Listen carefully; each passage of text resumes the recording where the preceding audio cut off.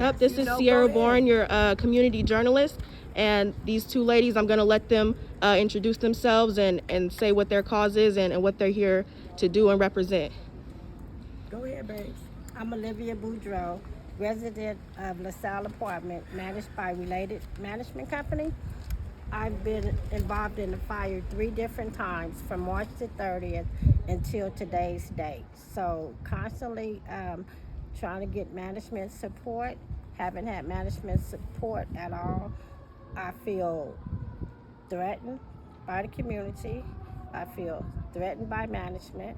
I feel threatened by the security company because there's no support there. I'm fearful for my life. I done explained that to them since the first fire, no support. Even as today, the vice president came on the block. He never approached me. He never asked me how I was doing, how's my family doing, what can he do to help. We have resident service coordinators up here, and they're not involving themselves. I don't understand how we're living under these conditions.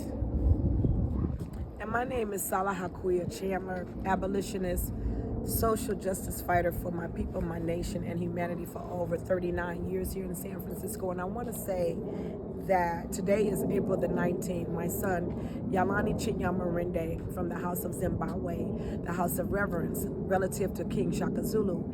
And I'm wearing this today. I had no intentions that I was going to be out here today. It's his birthday. My son's life was taken, Yalani Chinyamurinde, San Francisco quadruple homicide, 4 black boys shot to death in Hayes Valley. He was working at Benihana's Japanese restaurant just trying to cash his check on January the 9th, 2015-19, and asked our friend, asked for a ride back to work, and all 4 boys was assassinated. So today, his birthday is on today, and we're putting on the first international tribal marketplace on 3rd and Ennis, right off of Hudson, on April the 28th is grand opening, because today, actually, Mayor London Breed made April the 19th celebrating African American Day on today.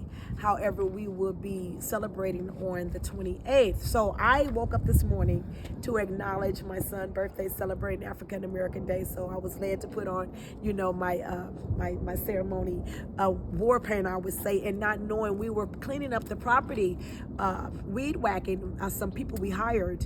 And I received the phone call early this morning once again, my soldier on my team, boots to the ground, mother saving our children, and the Cultural Village Tribal Council is that her house just burnt down last night. Mind you, she had let me know last week. The next door neighbors right next to her had burned down.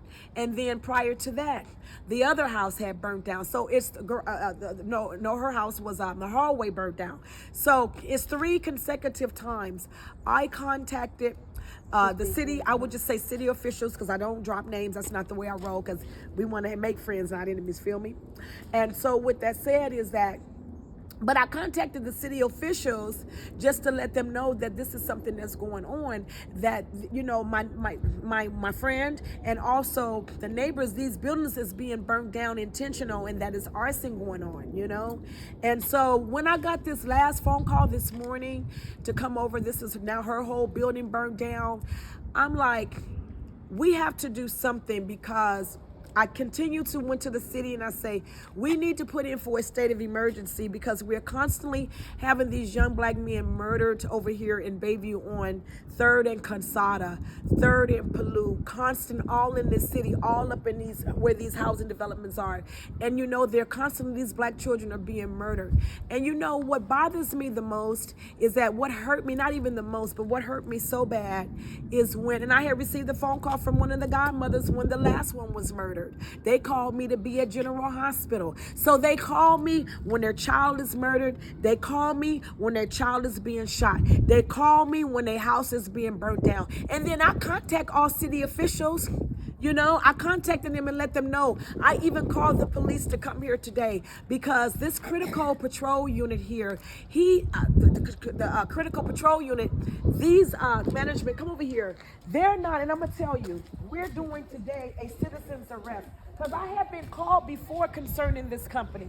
And the reason I'm exposing them today is because it is so many, right here, it is so many complaints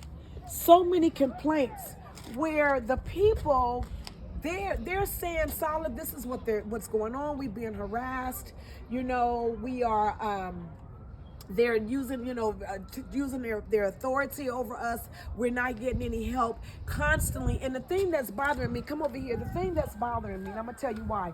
Because when one of the other fires had took place, they had brought me there, and they were supposed to have a secure gate. The same woman, there was supposed to be a secure gate. Do you know when I went there, she showed me after the management here had supposedly fixed the gate. It wasn't even closed. It wasn't even fixed.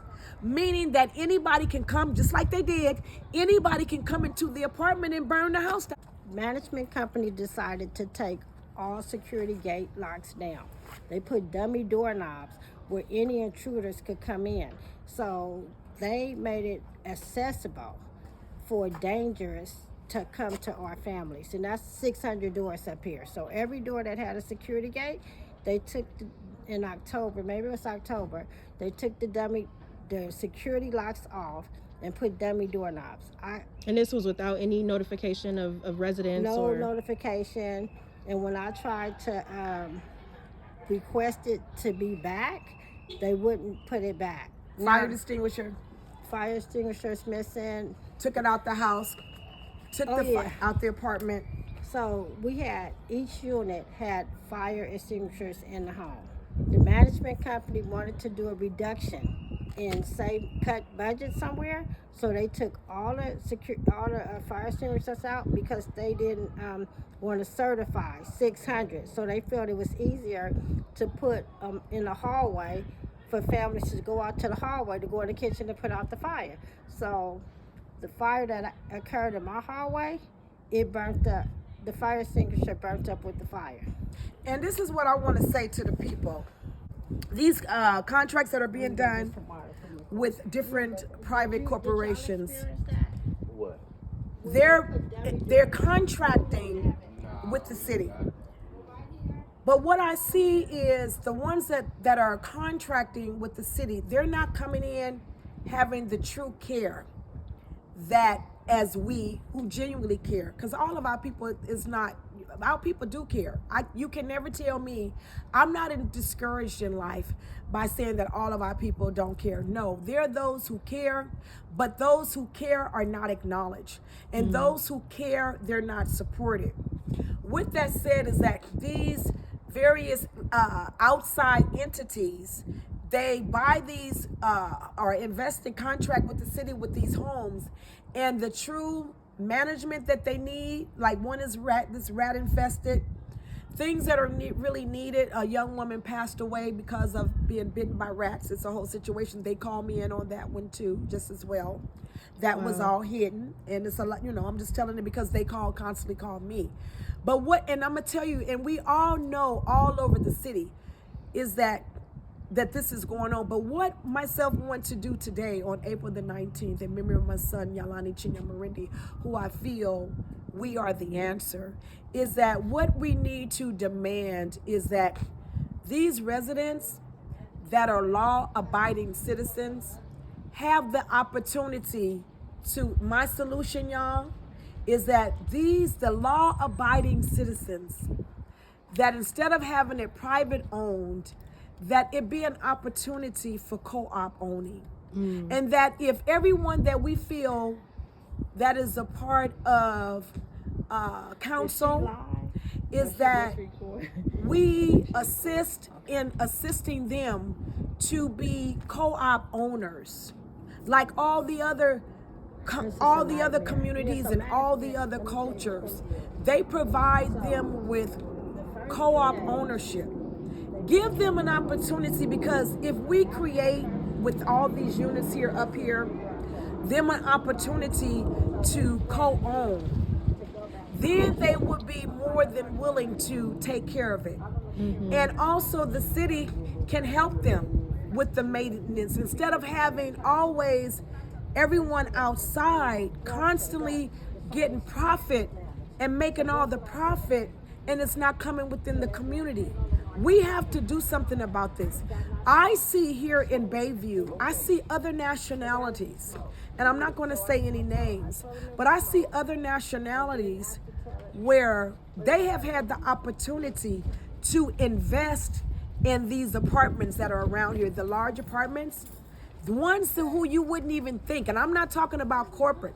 I'm talking about certain individuals within the Bayview that have an opportunity to be part investors of a lot of these units.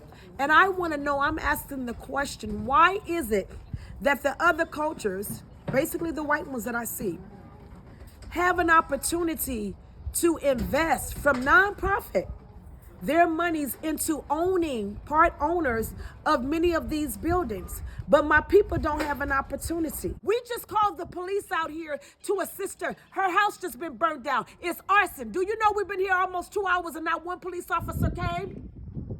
Not one police officer. We called Bayview Police Department. Call people, called it in, call 311, 911. Not one police. See, so that lets us know these children that are being murdered on 3rd and Casada, 3rd and Paloux, these black children running outside, scared, don't know, no one's speaking for them. And then you have the nerve to come say that Black Lives Matter, but you're not fighting for these boys being murdered. Then you have the nerve to say, oh, you can be anything you want, but you don't stand for them. We went to city officials and we said, we need a state of emergency. The children are being murdered. We need a state of emergency. Now, one was done for the Tenderloin, but no. We said Bayview. We said predominantly we're the blacks. It's not one state of emergency in San Francisco to say that these black children are being murdered, not one. And that's what I'm saying to y'all. So right now, I'm gonna leave y'all with this. Where we at right now?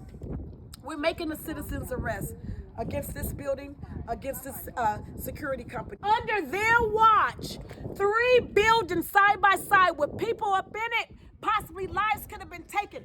They consecutive right next to each other. It says intervention means they're supposed to stop it before it happens. That means that it's time for them to go. And I know the city officials, they have other business. I know they can't be at every situation, but we didn't call the police 2 hours ago and they ain't showed up. So it lets us know that we are not safe. So what we now have to do is protect ourselves. And this is what we're now doing. Thank you very kindly for this interview. I appreciate you so much. Thank you. And just one last thing. So for the Bayview listeners and the Bayview residents, how can the people help? help? You can help, we will be organizing and strategizing on Ennis and 3rd and Hudson from 12 to 5, April the 28th. It's the grand opening of the International Tribal Marketplace, which is going to be there, a center, because every area in San Francisco, the Chinese have Chinatown, the Japanese have Japantown, Mission have Little Mexico, and Little Italy is the marina. We are the only race of people that don't have anything. And so myself created our space, our time, our tribal marketplace. And at the grand opening is going to be April the 28th. We will be there. We're going to have food. We're going to have dance. We're going to have jumpers. We're going to have singing. We're just going to have a wonderful time. I'm doing this just to let my people know that someone cares. Thank you so much for your time and for your powerful message. Thank you.